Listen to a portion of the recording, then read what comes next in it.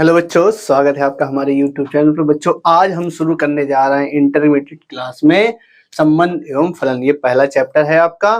ठीक, तो हम इसमें पढ़ने वाले हैं संबंधों और फलनों के बारे में।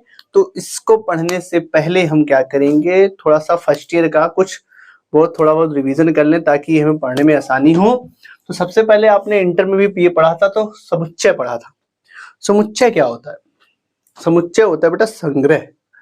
किसका संग्रह? वस्तुओं का, व्यक्तियों का, किसी भी चीज का संग्रह। लेकिन कैसा संग्रह? सुपरिभाषित संग्रह। ठीक है बेटा, समुच्चय होता है संग्रह। ठीक है, किसका संग्रह?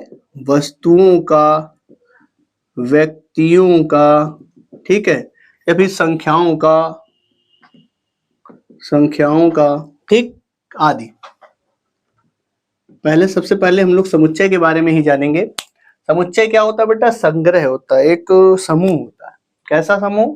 वस्तुओं का, व्यक्तियों का, संख्याओं का, इन सब का समूह होता है। लेकिन इस समूह में भी कैसा समूह होता है बेटा? सुपरिभाषित।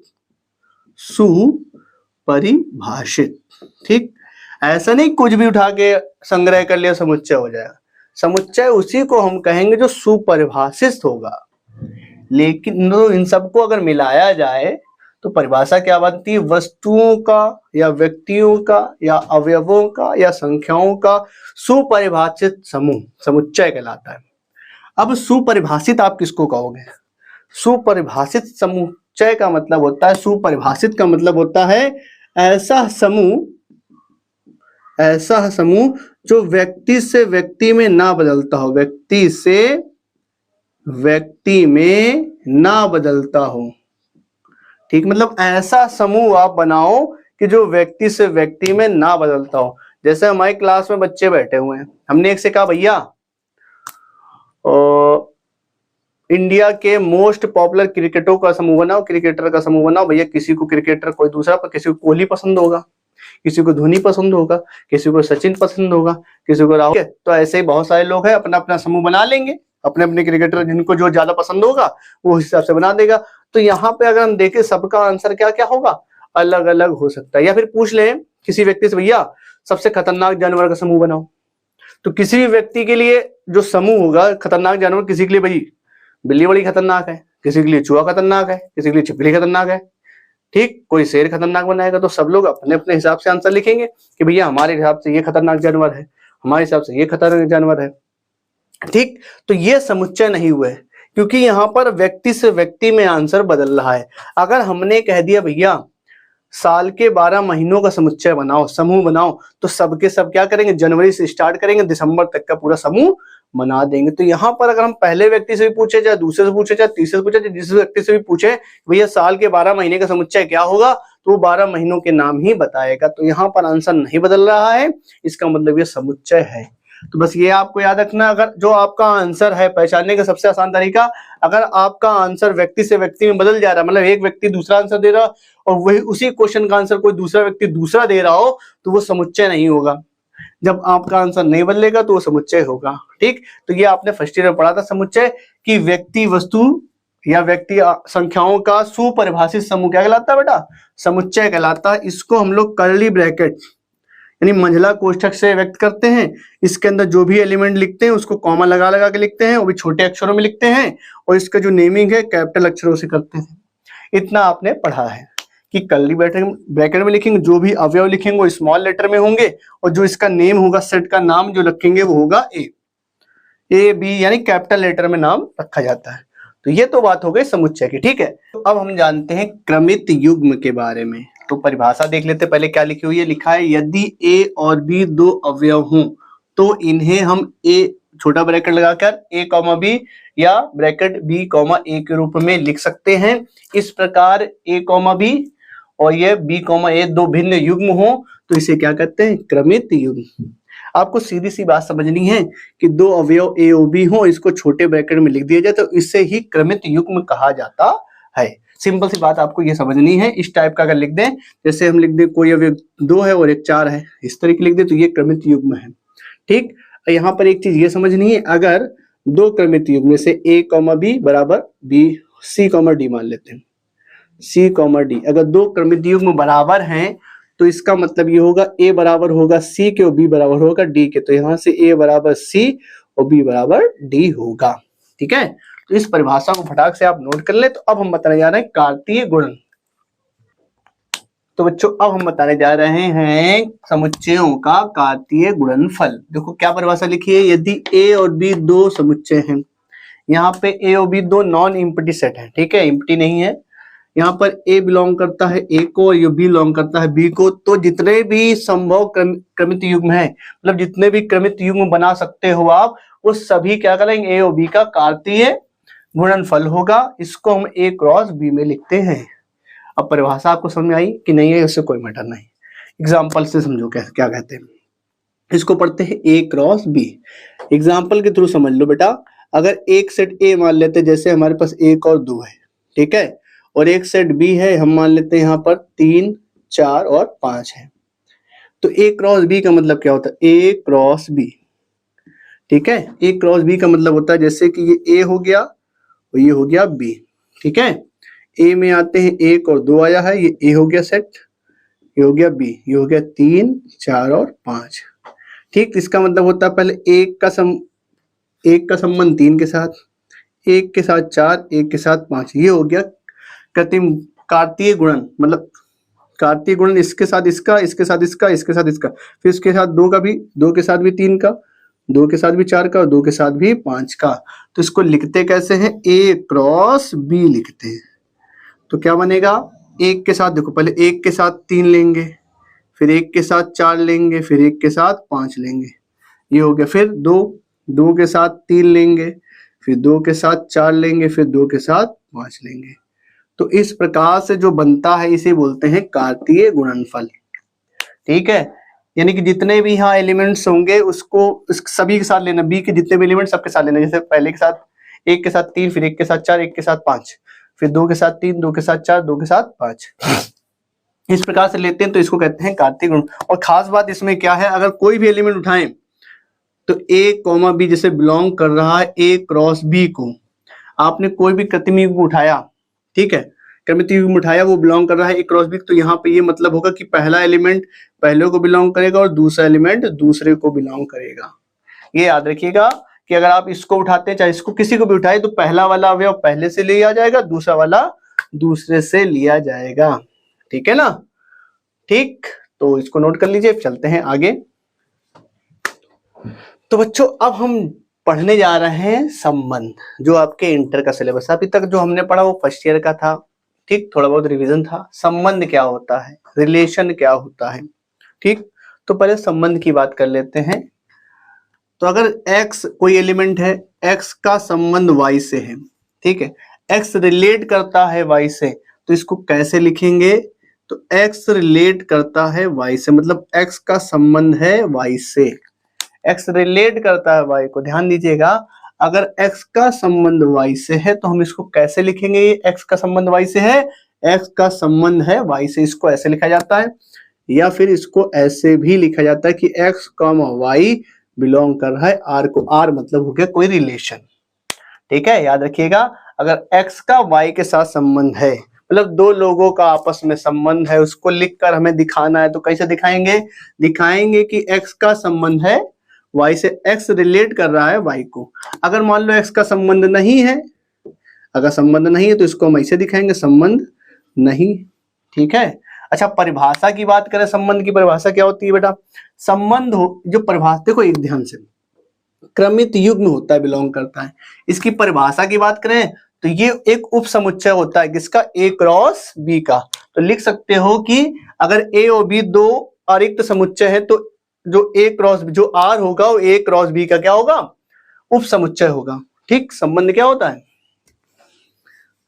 तो यहां लिख सकते हो आर ए क्रॉस बी का उप समुच्चय होता है, उप समुच्चय होता है। ध्यान दीजिएगा, क्या होता है बेटा, उप समुच्चय। उप समुच्चय क्या होता है, अच्छा, समुच्चय होता है, आप समुच्चय अभी हमने बताया, समुच्चय के बाद उप समुच्चय होता है।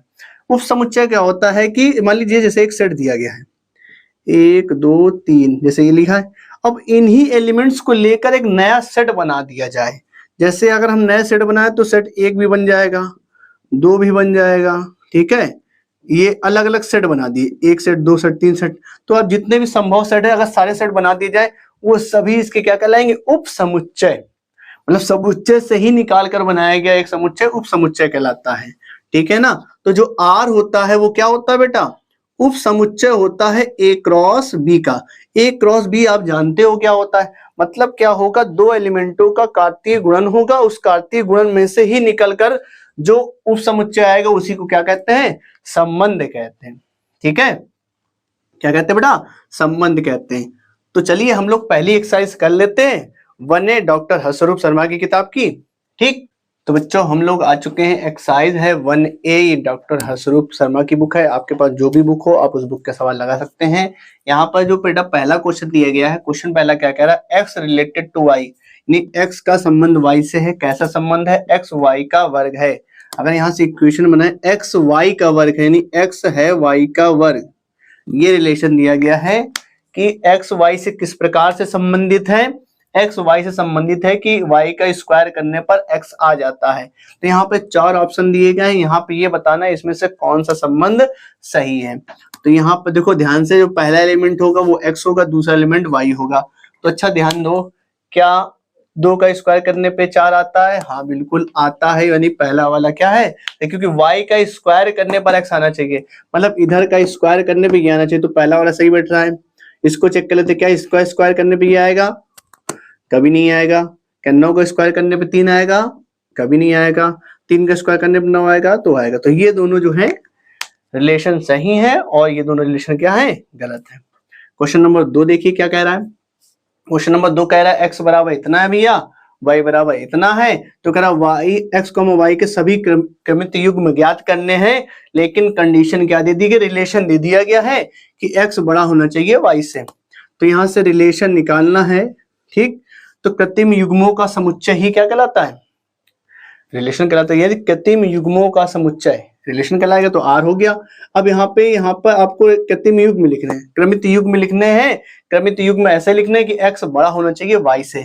तो पहले तो आप ले लीजिए x बड़ा होना चाहिए y, तो पहले 1 लिखते हैं। अच्छा 1 ले लिया। अब यहाँ पे y में से कौन से यहाँ लिख सकते हैं जो 1 से छोटे हों, मतलब क्या करना है, x को बड़ा रखना है, y छोटा रखना है।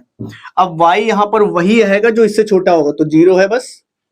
अगर आप यहाँ पे, अब 1 से छोटा कोई है ही नहीं तो लिखेंगे नहीं। अब यहाँ देखो 2 लिखते हैं।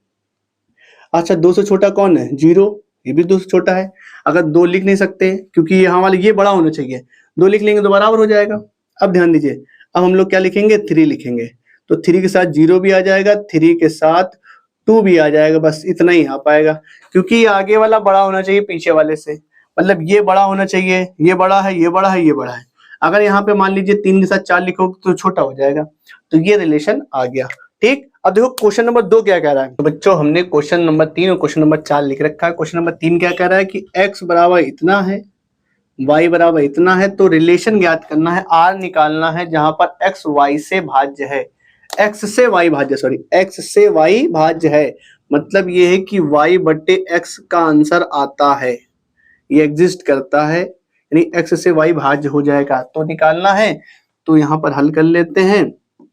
तो आंसर हो जाएगा बेटा r बराबर, हम क्या करेंगे, वही एलिमेंट पहले y लिखेंगे, पहले x लिखेंगे फिर y लिखेंगे। ध्यान दीजिएगा, पहले x का 2 लिख लिया, ठीक है। पहले 2 से स्टार्ट करते हैं। अब 2 से जो जो कटते हैं वो लिख लेंगे। यहाँ पर x से कटना चाहिए ना भाई, x मतलब 2 से कौन कटता है, 6 कटता है, तो पहला यही हो जाएगा। फिर 2 से कौन कटता है, 10 कटता है, तो 2, 10 हो जाएगा। क्योंकि देखो क्या करना, y बटे x होना चाहिए। तो ये पहला वाला x है, दूसरा वाला y, तो ये y कटना चाहिए x से ना, ये y है, 2 से कटना चाहिए, बिल्कुल कट रहा है।